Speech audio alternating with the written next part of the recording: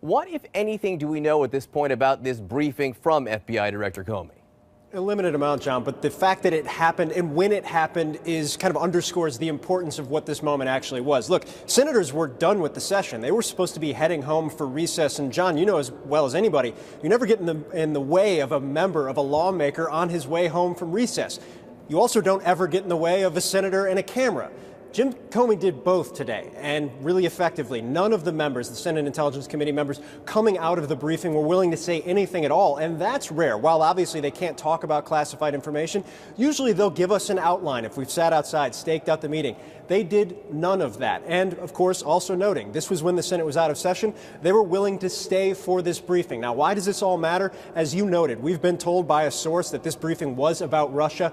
And this is the committee that's doing probably the most important and likely most effective investigation into the Russian meddling into the 2016 election. This is a bipartisan committee, one that the chair, a Republican, and the vice chair, a Democrat, say they have good relationships with, are committed to an in-depth investigation, one that includes not only contacts between campaign officials and looking into contacts between campaign officials and Russian intelligence contacts, but also extending into the transition period. And you know what that means, John. That means that Michael Flynn and his contacts with the Russian ambassador, that is also a part of the investigation. That's the broader context here and kind of underscores why this was an important moment today in the U.S. Senate. You know, as to how effective this committee is, Senator Marco Rubio, he was in the briefing today. He's on that committee, and I understand he wrote about it afterwards. What did he say?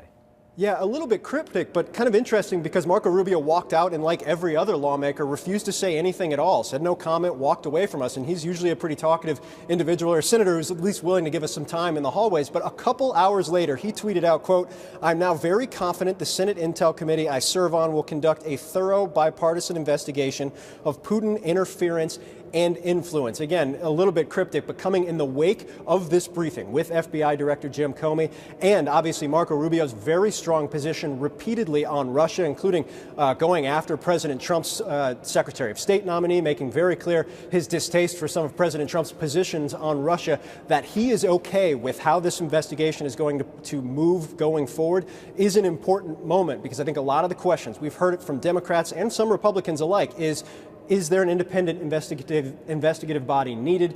Can a Republican-led committee actually conduct an independent investigation? Senator Marco Rubio, obviously a Republican himself, says yes. So does Mark Warner, the vice chairman and Democrat of the committee. So this is the committee to keep an eye on. These briefings increasingly important as they get down to their work here, John.